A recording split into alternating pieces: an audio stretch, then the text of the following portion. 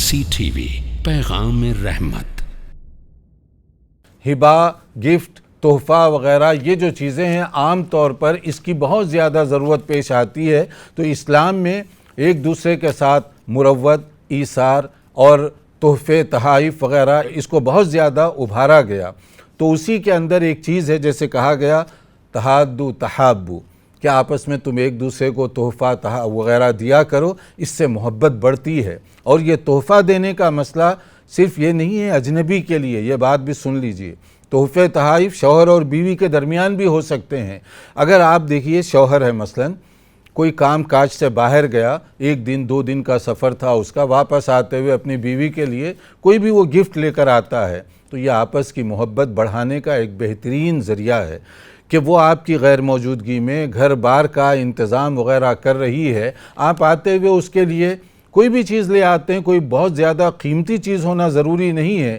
مثلا اگر آپ لے آتے ہیں کوئی خوشبو یا کوئی چاکلیٹ، کوئی مٹھائی کا ڈبہ، مطلب ہے کہ بہت دیکھنے میں یہ چیزیں بہت معمولی لگتی ہیں، لیکن اس کے ذریعے سے ایک دوسرے کا دل جیتا جا سکتا ہے۔ تو اس میں یہ نہیں ہے کہ آپ کتنا قیمتی تحفہ دے رہے ہیں، بلکہ کس اخلاص کے ساتھ دے رہے ہیں، اس کی بہت زیادہ اہمیت ہے۔ اسی طرح اگر کبھی بیوی کہیں باہر گئی اور شوہر کے لیے کوئی معمولی سی چاہے دستی لے آ دی، اب دستی کی قیمت کیا ہوتی ہے، ایک ہینڈ کرچیف کی قیمت کیا ہے، مگر یہ جو محبت کا تحفہ ہے اس کو قیمت کے ذریعے ناپا نہیں جاتا۔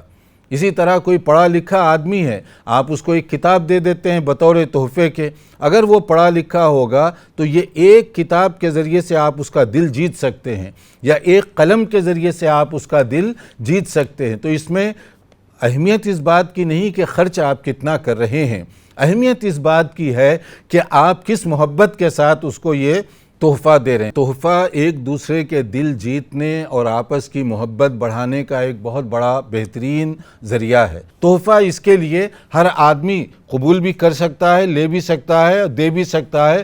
اور دینے کے بارے میں اس میں ایک اور جو اہم بات بتائی جا رہی ہے اس کو بھی ذہن میں رکھیں، ہدیہ وغیرہ اس میں ایکسچینج ہونا چاہیے۔ ایکسچینج کا مطلب کیا ہے؟ آپ یہ نہ کریے کہ ہمیشہ دوسروں کے مال قبول کرنے والے بنیں، بلکہ دینا بھی آپ اس کی بھی عادت ڈالیں۔ ایک دن اگر کوئی آپ کو تحفے میں کوئی چیز دے تو آپ دوسرے موقع پر جب آپ کے پاس گنجائش ہو تو آپ اس کو تحفہ دیا کریں۔ ایسا نہیں جیسے بعض لوگوں کی ایک طبیعت ہوتی ہے، ہر ایک سے قبول تو کرتے ہیں، دینا نہیں جانتے، حالانکہ یہ خلاف سنت ہے کہ ہمارے نبی صلی اللہ علیہ وسلم جہاں تحفہ، ہدیہ قبول فرمایا کرتے تھے، اس سے زیادہ آپ دوسروں کو دیا بھی کرتے تھے۔ تو اس میں ایکسچینج ہے، دیں بھی اور آپ قبول بھی کریں، دونوں طرف سے یہ بات ہونی چاہیے۔ اسی طرح دیکھیے ایک اور بات کہی گئی کہ نبی کریم صلی اللہ علیہ وسلم آپ نے حضرت علی رضی اللہ تعالی عنہ کی خدمت میں ایک تحفہ بھیجا جو کہ ایک بہت خوبصورت قسم کا لباس تھا۔ تو حضرت علی رضی اللہ تعالی عنہ فرماتے ہیں فلبستھا،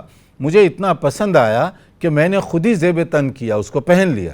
خوبصورت لباس تھا، جوڑا، اس کو پہن لیا۔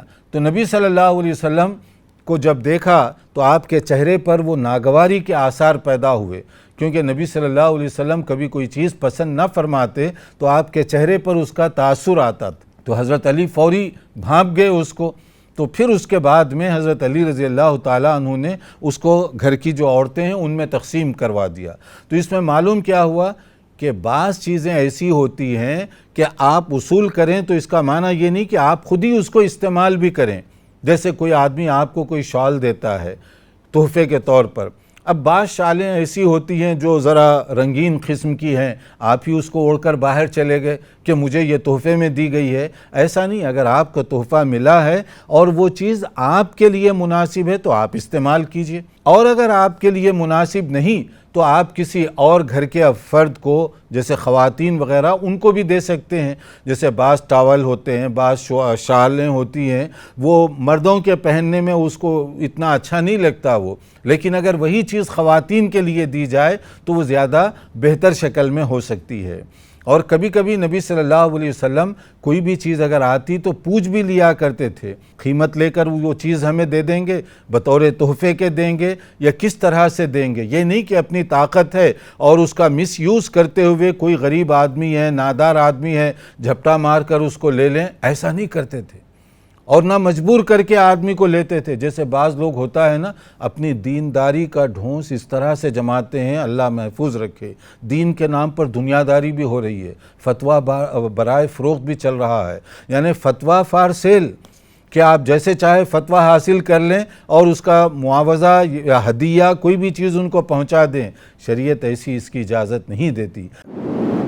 مرسی ٹی وی کے مزید ویڈیوز کے لیے ہمارے چینل کو سبسکرائب کریں اور بیل آئیکن کو کلک کرنا نہ بھولیں۔ جزاک اللہ خیر۔